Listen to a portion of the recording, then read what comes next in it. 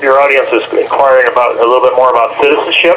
Yes, sir. So I wrote out a 2-page letter on that. I could read into the record, and then it might inspire questions for follow-up. This call is from the Santa Rosa County Sheriff's Office. Yes, sir. Okay. Well, the floor is all yours, and we would like to hear it. Okay, I'll start reading that. The title of this is a United States Citizen Brief by Paul Hansen. Citizenship is one of the most misunderstood terms in America.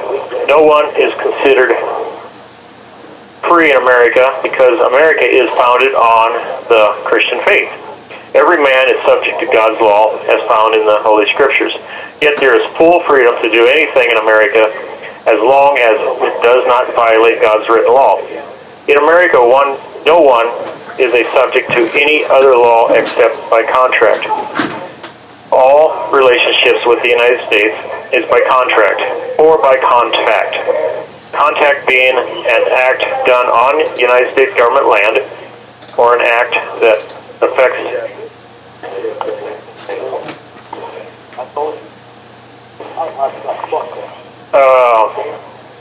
let's see, I'm sorry, somebody interrupted me here. You can go ahead and cut that out, I'll start it over again. Every man is subject to God's law as found in the Holy Scriptures. Yet there is full freedom to do anything in America as long as it does not violate God's written law. In America, no one is subject to any other law except by contract. All relationships with the United States is by contract or contact. Contact being an act done on U.S. government land or an act that affects U.S. government property. The United States courts are limited to govern their land, their property on their land, and their citizens regardless of where they live. For example, if you're a military officer and you go to anywhere in America and you leave the base, go get in a fight at the bar, you will be subject to U.S. written laws, even if you left their land, no matter where you're at in the world. A little bit of an example there. U.S. citizenship is an election. It's an agreement, a contract. The Constitution of the United States is a granted authority from the American people. It is a limited contract. No one of legal age, 18 or older, is a citizen of the United States except by consent, by election, by contract. If one elects to be a citizen of the United States, one then is subject to all applicable U.S. legislative written laws, state and federal. There are many ways one can be contracted into subjection to United States written laws. Simply signing an IRS 1040 tax form is such a contract.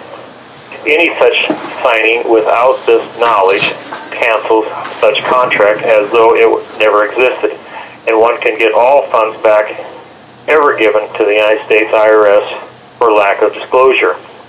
American people, American public schools, universities, and even law schools systematically fail to disclose this truth. They will even deny it unless under sworn testimony, and that testimony will be sealed from public viewing.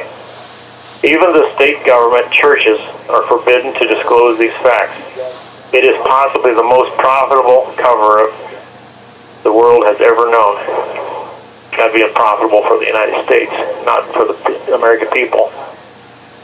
As with this case between Ken Hovind and Paul Hansen versus the United States, the United States spent considerable time trying to get a statement out of Hovind and Hansen that they were a U.S. citizen or a resident. This call is from the Santa Rosa County Sheriff's Office.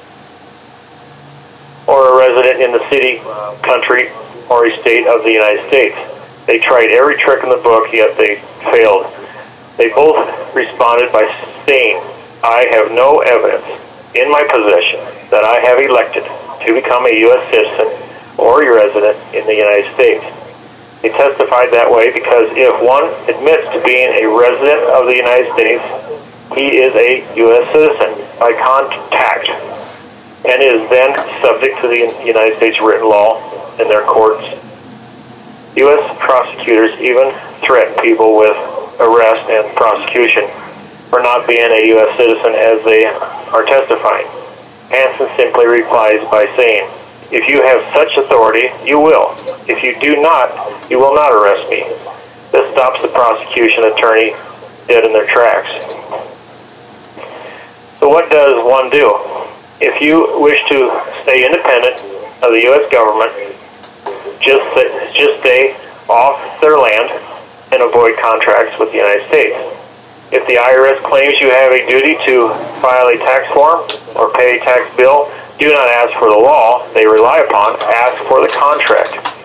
And ask, what do they claim you did, what you said, or what you signed to create the duty? American birthright affords you the right of full independence from the United States. If you have questions, contact us by email, and I'll answer them as soon as possible. That's it. All right. Thank you, Paul. I'll go ahead and stop that and make sure that gets out. A lot of people are interested in this whole citizenship issue, and we appreciate you reading that to us. Yeah, now you can go in and cut out, the parts where I stalled out, had to start over and things like that. You're certainly free to do that. Okay. Sometimes it's very time consuming, and what I can do is I can ask that others that maybe have more time, if that's okay with you, sir. I mean, I think a lot of people do understand that when they're coming in from the prison system, there's a lot of interruptions that are going on in the background, and a lot of times the post editing. Okay. So, but it's very understood that, because Kent's talking to us many times, and sometimes there's fights that even break out in the background, and we understand that it's a difficult situation for everyone. Yeah. Well, okay. I suppose it brings a little bit of reality to it. Yeah, exactly.